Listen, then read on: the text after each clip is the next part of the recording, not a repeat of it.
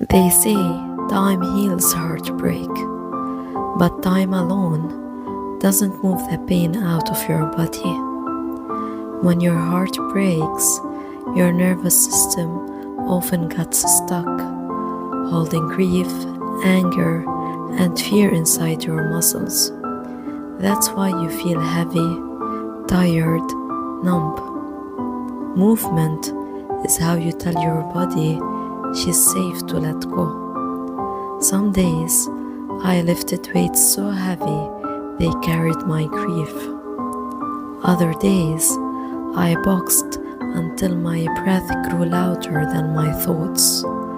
This wasn't about getting in shape, it was about giving my emotions a way out.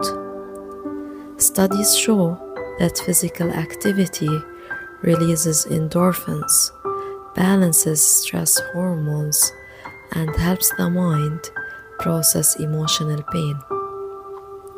Healing isn't always soft. Sometimes it's sweat, sometimes it's louder breath and fierce movement. Every drop of sweat said, I am still here, I am still strong. Your heartbreak doesn't define you, your strength does. So move, not to forget them, but to remember you.